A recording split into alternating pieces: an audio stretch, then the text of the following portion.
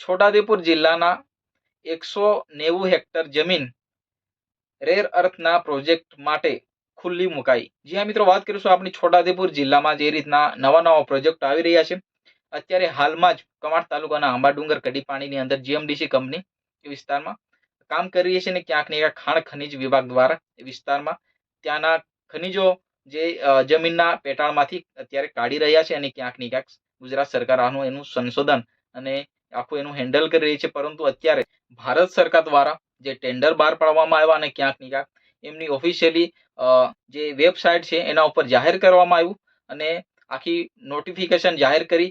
એમાં જણાવ્યું છે કે ભાઈ છોટાઉદેપુર જિલ્લા માટે જે 190 હેક્ટર જમીન જે સંશોધન અને રિસર્ચ માટે રિઝર્વ કરવામાં આવી છે। એટલે એ વિસ્તારમાં જે ગુજરાત સરકાર અને ભારત સરકારની ટીમ છે એ વિસ્તારમાં સંશોધન કરી શકે છે, અને ક્યાંક ને ક્યાંક વિસ્તારમાં રિસર્ચ કરીને એ વિસ્તારમાં જે જથ્થો મળે, જ્યાં જ્યાં જે ગામડાઓમાં રિસર્ચ દરમિયાન જાણવા મળે કે ભાઈ આ વિસ્તારમાં ખનિજ છે, એ દરેક જે વિસ્તારને સરકાર નોંધ લેશે અને ક્યાંક ને ક્યાંક ખાણ ખનિજ વિભાગ અને એમને જે જાહેરાત આપવામાં આવી છે, જે રીતના 1 એપ્રિલ 2026 ના રોજ જે ભારત સરકાર દ્વારા એમની ઓફિશિયલી નોટિફિકેશન જાહેર કરવામાં આવી અને એ વિસ્તારમાં રિસર્ચ કરો, સંશોધન કરો અને દરેક જે અપડેટ એ સરકાર સુધી પહોંચાડો। કારણ કે 5 વર્ષનો સમય આપ્યો છે આ રિસર્ચ અને જે સંશોધન કરવા માટે। તો એમાં મિત્રો વાત કરીએ તો કમાટ અને નસવાડી તાલુકાના ઘણા જે ગામડાઓ આવેલા છે એ ઘણા ગામડાઓને અહીંયા ટાર્ગેટ કરવામાં આવ્યા છે। જે રીતના તમે સ્ક્રીનમાં જોઈ શકો છો, આ રીતના આ ગામડા આ તાલુકાના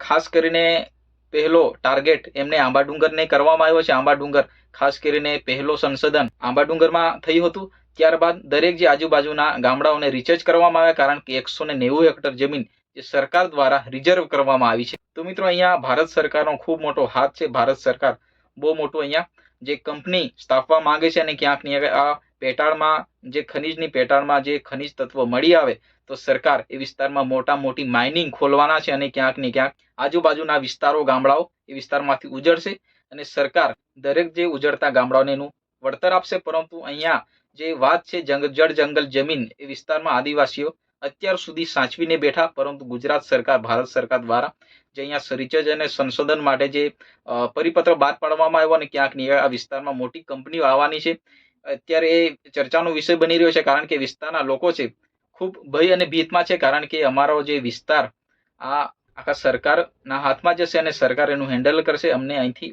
ઉજાડશે, ભગાડી દેશે। પરંતુ જી હા મિત્રો, જ્યાં જ્યાં સરકાર વિકાસ કરતો હોય ત્યાં આદિવાસીઓને જ કેમ ટાર્ગેટ કરવામાં આવે છે?